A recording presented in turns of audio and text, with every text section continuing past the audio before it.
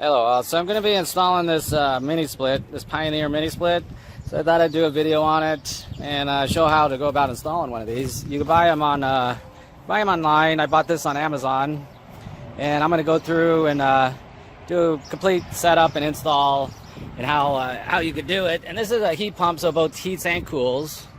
So this is right here is going to be the main unit. It's the main sits outside. Blows heat or cold away, depending on what mode it's in. This right here is going to be sitting up on the inside on the wall, and this is a line set. It's a copper line that runs around, and it's going to have to be run to it between the two units. I buy these pads. They're really cheap on Amazon. You could also put it on bricks or put a cement thing, but I'm just going to use one of these cheap. They're pretty hard little pads. That's just a personal option. And a few other things you're going to need is I bought this cheap air compressor because it's got to go down to a vacuum. So I think that was one's like 50 bucks. I'll put all the links for all this in the description below. And I got a cheap manifold gauge set. I think these were $30. I'll be putting links. And electrical. Now this is the only thing that doesn't come. This does not come with the unit. You have to buy this yourself. And you could buy a simple disconnect, or I like to put them on 20 amp breakers, which is what they call for. So it's just a box I'm going to be wiring up, and but this does not come with this package over here. This is just part of what you'll need for the electrical. And so hopefully this video helps anybody who's wanting to install one of these to see how to do it yourself. As always, be sure to follow the instructions that come with the unit in case anything changes. More than likely not, but you never know. And so basically I'm going to get started right now by installing the electrical, and I'll be showing the steps as I go, and I'll be right back. Alright, so I'm back, and this is where I'm going to be mounting it at. I'm going to be putting it right here, and I'll be running the line set up the wall on up here somewhere. And I just got done, I'm hooking up the electrical, and like I said, I put a breaker on these. You can run a disconnect. Most HVAC companies will just have a disconnect that pops in and out for if they work on it. I'm putting a 20 amp breaker on it. You can tap into an empty 20 amp breaker on your panel if you have one, which will work the same. But either way, I like to do a little bit extra safety on these. So, and I use this flexible conduit, but you can use PVC or the harder conduit to run up. Electrical panel for me is just right there. So it was pretty easy, pretty simple for me to run. If you're inside the house, you're going to have a little bit harder. And just marked out AC. Really simple run there. But and this unit is a 240 unit. There is some 110, 120 units, so be sure to know what your voltage is and use a meter.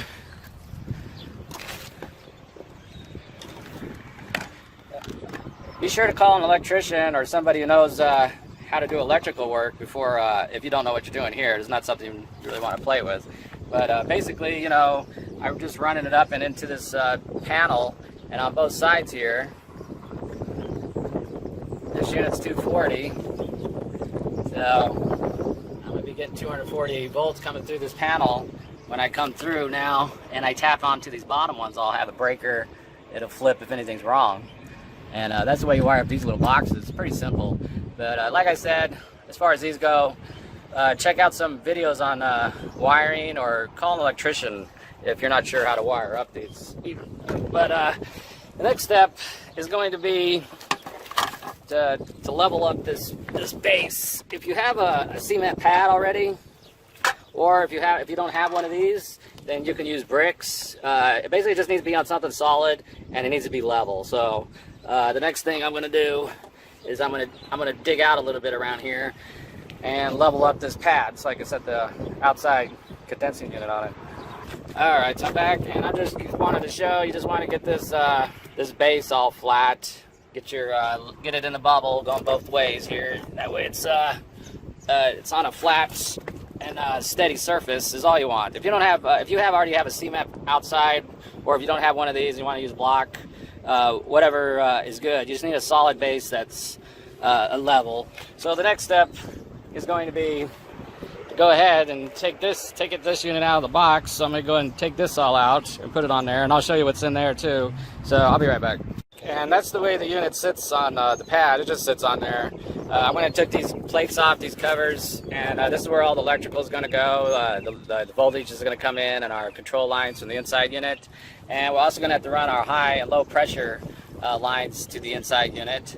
So basically, we have to cut a hole in the wall like 3 inches with the hole saw and mount it on the inside, which I'm going to go ahead and start on next. Alright, so there's the inside unit out of the box. This is going to be mounted up on a wall, so I'm going to be mounting it up here. It just needs to be level. We're going to have to put a 3-inch hole through the wall to run the line set and the wires.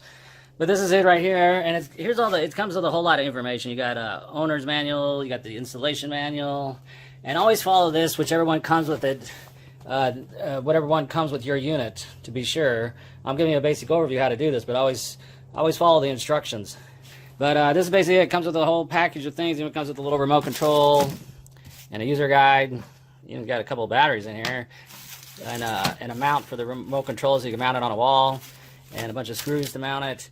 But the next step is I'm going to go ahead and get this up here, and I'm going to have to figure out where to run a hole through the wall to run all the line set and all the wires to outside. And the first thing we're going to want to do is this back plate needs to come off. It's got a Phillips underneath here, and that just comes off, that screw.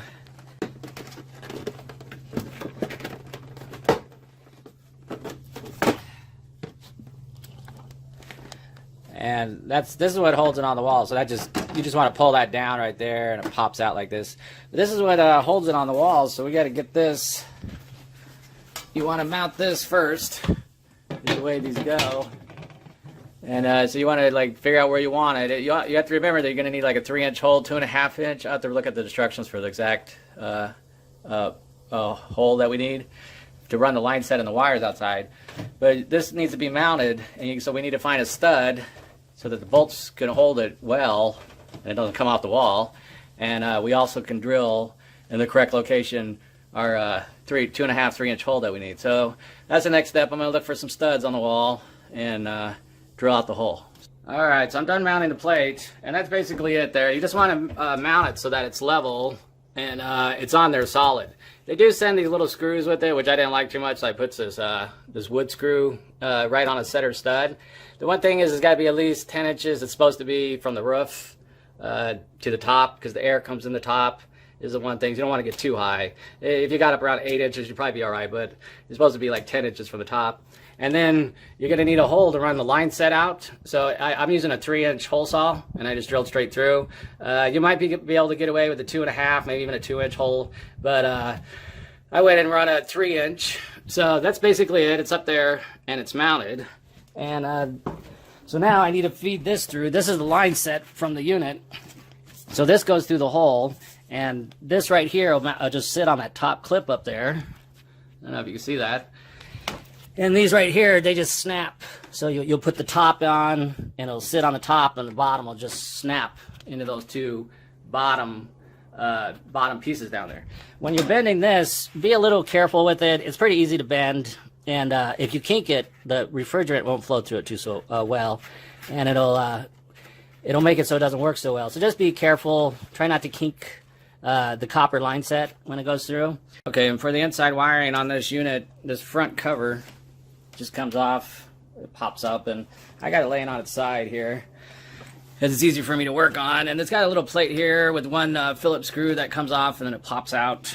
And the wiring, you can see that, just feed it up to the back, up to the front, and it needs to come in right here to these where it's labeled 1, 2, 3, and ground.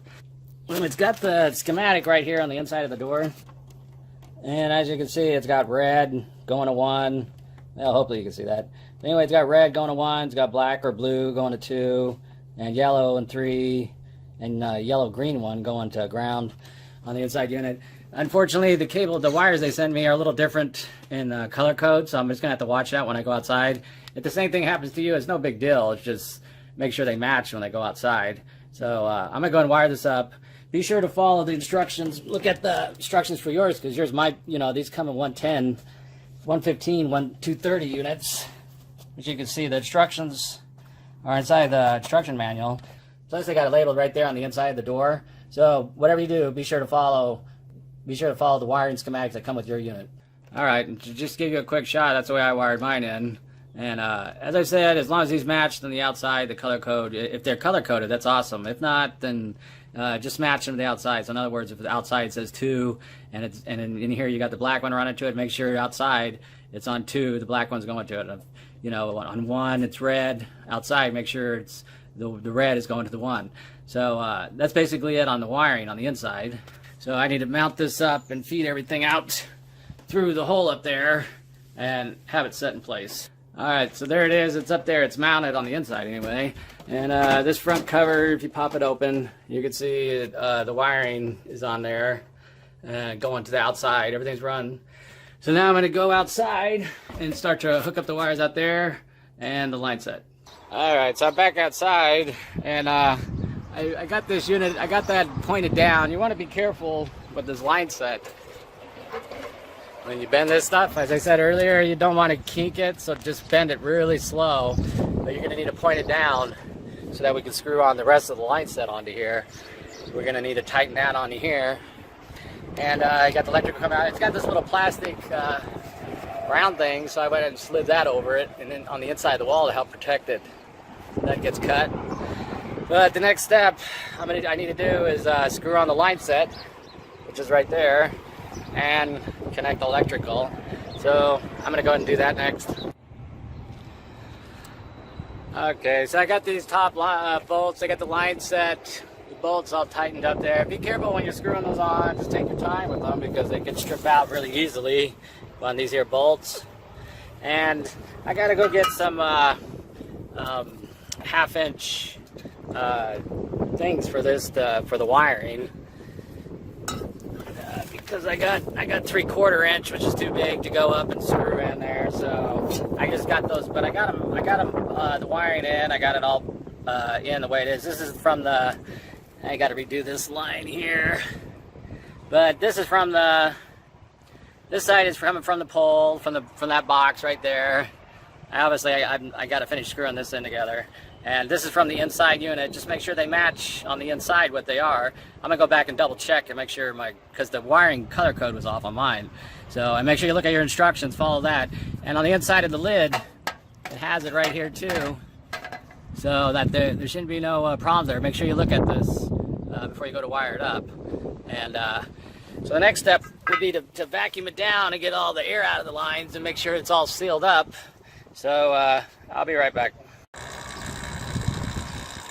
Okay, so I still got to do some finish up work on this, but right now I'm vacuuming it down, which is basically this whole line set needs to be have all the air out of it. And it's also a good way to check for any leaks before you let the refrigerant out, the Freon flow to the system. So you use a little vacuum pump and you hook up to the this is the low side, but it's the only hookup we got here. And it'll pull a vacuum, so see it's going below 0. And so I'm going to let that run for like, 10-15 minutes, let it pull a vacuum, and as long as it holds, then I know I don't got no leaks. And then I can let the refrigerant loose, and it's all vacuumed out. So some people use nitrogen, and nitrogen test it first, and then vacuum it out, but as long as it holds the vacuum, you don't got no leaks. But either way, that's basically what I'm doing now. So I got like 10-15 minutes on that, and it won't take anything really special. I'm just using this little $50 unit vacuum pump here, and I think this was like 30 bucks. I can't remember. Like I said, I'll put everything in the links in the description. So right now I'm just gonna let it vacuum down and make sure it holds, and then I'm gonna let the refrigerant loose once I know that the line can hold the vacuum well. So I'll be back. Okay, so I was running it for a while, and as you can see, it went below 0 here, and it's holding, and I've been letting it sit for, I don't know, at least 5-10 minutes with the vacuum pump off and just sitting on there, and it hasn't lost no pressure. If it had lost any pressure, it would go back up to 0, so you know that it's in a vacuum. So basically at this point, I'm going to go ahead and let the lines loose. Okay, so I let the lines loose and I pop these caps off of here because inside of here is, you're going to have to use an Allen key and you're going to have to let these loose, open these up. This is where all the Freon's at. So before you do this, you want to make sure your line set is holding a vacuum all the way. Everything's hooked up. This is basically like one of the last things. I know I still got to wrap some tape around this, make it look a little more presentable, which I'm going to do. That's more cosmetic than anything really, and I still need to go down to Home Depot or someplace and get some 1/2-inch things to hook up for this too, which I'm going to go do. But basically this will let the Freon, or the refrigerant, into the systems. So you only want to do this once you're positive that you got a vacuum and you got no leaks. It's pretty much a last step.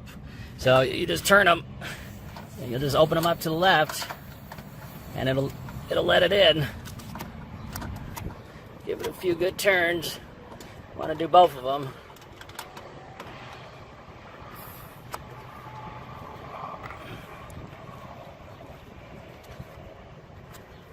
And that basically lets all the refrigerant into the system.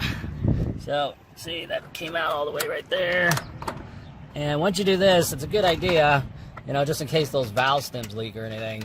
Screw these on and then tighten them down with the wrench, or get them kind of snug, just in case those, you know, those valve stems, sometimes they like to leak as they age too or whatever. But that's basically it. Next step would be to basically test it out, which I'll be doing next.